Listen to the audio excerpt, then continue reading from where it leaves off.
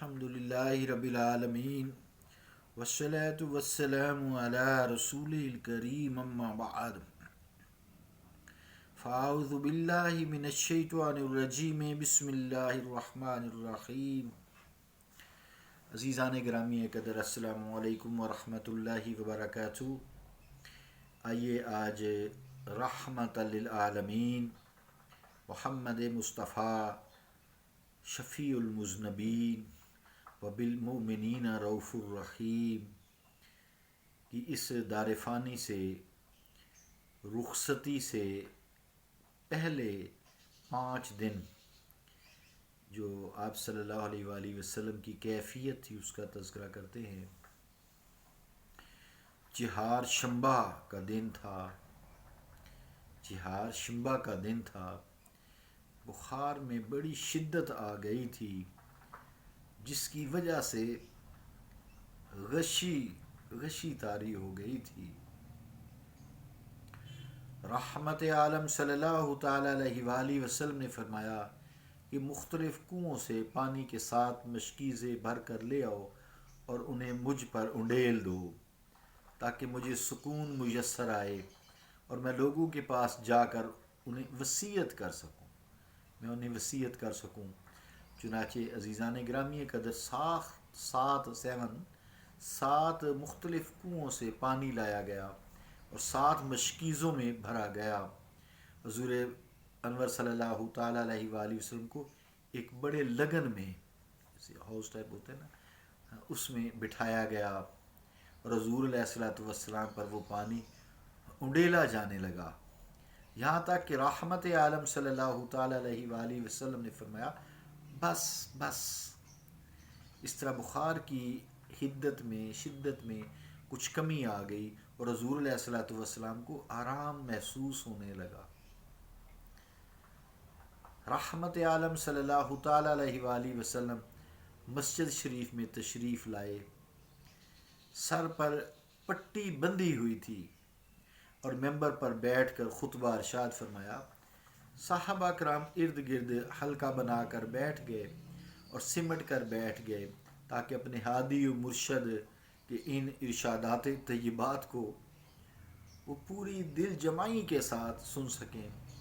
اس خصوصی محفل میں حضور کریم صلی اللہ تعالی علیہ وآلہ وسلم نے ارشاد فرمایا، کیا ارشاد فرمایا؟ لعن اللہ اليہود والنصارى اتخذوا قبور انبیائهم مساجد۔ ترجمہ کیا ہے کہ اللہ تعالیٰ یہود و نصارہ پر اپنی لعنت بھیجے جنہوں نے اپنے انبیاء کی قبروں کو سجدہ گاہ بنا لیا تھا۔ عزیزان گرامی قدر، اب اس کو سمجھتے ہیں۔ نہ سمجھ آنے کی وجہ سے بڑی پریشانیاں ہوئی ہیں امت مسلمہ میں۔ سب سے پہلے تو یہ دیکھتے ہیں حضرت شاہ عبد الحق محدث دہلوی رحمۃ اللہ علیہ اس حدیث کی کیا تشریح کرتے ہیں، یعنی لعن اللہ یہود والنصارى اتخذوا قبور انبیائهم مساجد، کہ لعنت ہو یہود و نصارہ پر جنہوں نے اپنے انبیاء کی قبروں کو مسجد بنا لیا یا سجدہ گاہ بنا لیا۔ تو حضرت شاہ عبد الحق محدث دہلوی رحمۃ اللہ علیہ فرماتے ہیں، فارسی ہے، میں پھر ترجمہ بھی کرتا ہوں۔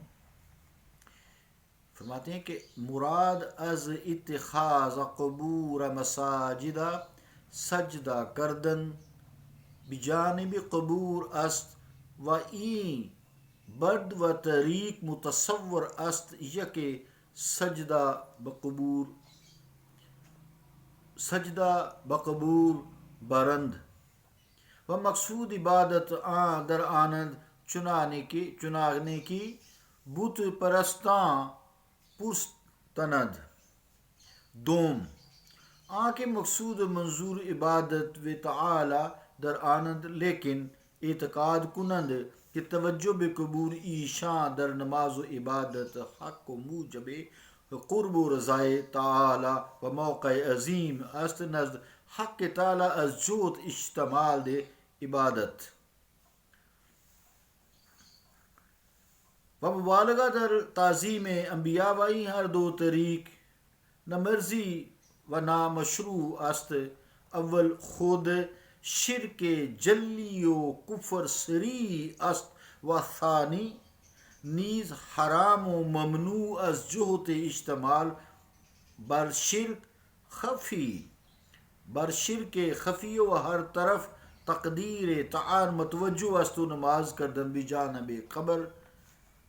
قبر نبی و مرد صالح بقصد تبرک و تعظیم حرام است و هیچ کس راز علماء در آن خلاف نیست. فتح باری جلد 1 پیج 417. حضرت شاہ عبد الحق محدث دہلوی کی اس فارسی عبارت کا ترجمہ یوں ہے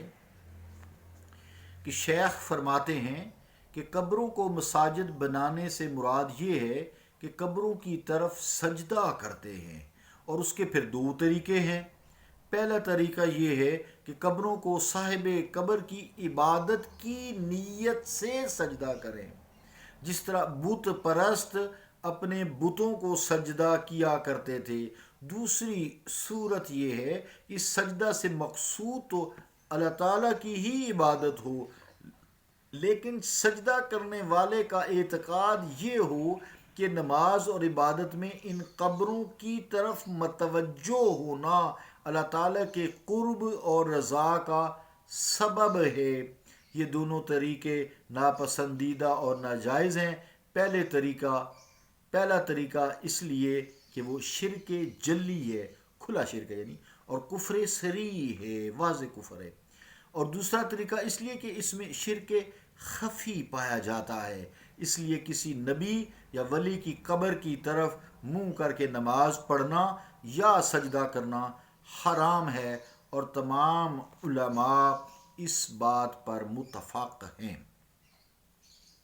البتہ کسی نبی یا ولی کی قبر کے قرب میں مسجد تعمیر کرنا، عزیزان گرامی قدر، کسی نبی یا ولی کے قرب میں، جیسے نبی مکرم صلی اللہ تعالیٰ علیہ وآلہ وسلم کے قرب میں مسجد ہے، مسجد نبوی، اسی طرح بے شمار ایسی مساجد سعودیہ وغیرہ میں پائی جاتی ہیں جہاں بزرگان دین ہے، وہاں چھوٹی سی ساتھ مسجد بنی ہوتی ہے، تو تاکہ لوگ آئیں قبور کی زیارت کے لیے آئیں تو وہاں قبروں کو سجدہ نہیں ہے، تاکہ وہاں آ کے نماز ادا کریں، جو اللہ تعالیٰ کے رسول اور انبیاء اولیاء کرام درس دیتے ہیں۔ تو کسی نبی یا ولی کی قبر کے قرب میں مسجد تعمیر کرنا، اس میں اس نیت سے نماز پڑھنا کہ صاحب قبر کی نورانیت اور روحانیت کی برکت سے ان کی اس عبادت کو درجہ قبول نصیب ہوگا، اس میں کوئی حرج نہیں ہے، ایسی کوئی بات نہیں ہے، سجدہ اللہ ہی کو ہے، اور کوئی ایسی نیت، انما الاعمال بالنیات، تو اعمال کا دار و مدار نیتوں پر ہے۔ اس حدیث پاک کی جو حدیث یعنی لعن اللہ اليہود والنصارى اتخذوا قبور انبیائهم مساجد،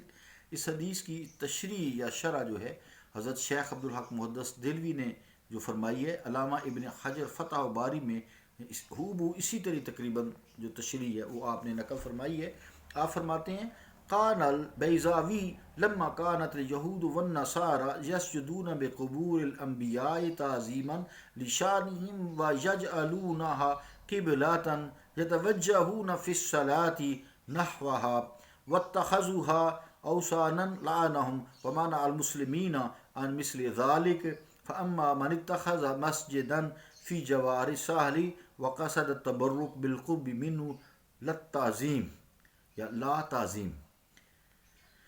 له ولا التوجه نحوه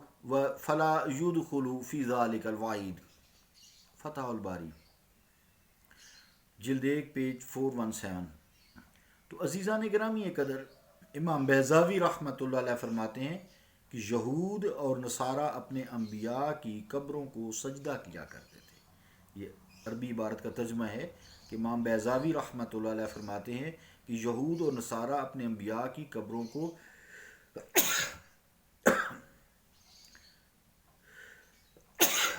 امام بیضاوی رحمۃ اللہ علیہ فرماتے ہیں، معذرت جی ذرا تو یہ ٹھیک نہیں ہے، امام بیضاوی رحمۃ اللہ علیہ فرماتے ہیں کہ یہود اور نصارہ اپنے انبیاء کی قبروں کو سجدہ کیا کرتے تھے اور ان کی نماز میں اپنا قبلہ بنایا کرتے تھے، ان کو اپنی نماز میں قبلہ بنایا کرتے تھے، اور ان کو پھر بت تصور کرتے تھے۔ اس لیے ہادی برحق صلی اللہ تعالیٰ علیہ وآلہ وسلم نے اپنے امتیوں کو اس سے منع کیا، لیکن کسی مرد پاک باز کے پڑوس مسجد تعمیر کرنا اور بطور تبرک اس کے قرب میں نماز ادا کرنا اس وعید میں داخل نہیں، کیونکہ اس وقت نہ ان کو قبلہ بنا کر نمازی ان کی طرف متوجہ ہوتا ہے اور نہ ان کی تعظیم مقصود ہوتی ہے، اللہ ہی کو سجدہ ہو رہا ہوتا ہے، تو سب کچھ اللہ تعالیٰ ہی کے لیے کیا جاتا ہے۔ انما الاعمال بالنیات، اعمال کا دار و مدار نیتوں پر ہے۔ تو عزیزان گرامی قدر، علامہ بدر الدین عینی رحمۃ اللہ علیہ نے بھی اسی طرح ہو بہو اس عبارت سے اس حدیث کی وضاحت کی ہے عمدۃ القاری جلد 3 پیج 433 پر، کہ وہ فرماتے ہیں کہ علماء کبار کی ان تشریحات سے واضح ہو گیا کہ اس حدیث میں کسی نبی یا ولی کی قبر کو سجدہ کرنا، اس کو اپنا قبلہ بنانا یا بتوں کی طرح ان کی پوجا کرنا ممنوع اور حرام ہے، یعنی شرک ہے۔ لیکن انبیاء و اولیاء کے مزارات پر حاضری دینا اور ان کے ایصال ثواب کے لیے وہاں کھڑے ہو کر یا بیٹھ کر قرآن کریم کی تلاوت کرنا ممنوع نہیں ہے۔ صلی اللہ تعالیٰ علی رسول خیر خلقہ محمد وعلی آلہ وصحابہ اجمعین برحمتک یا رحمن۔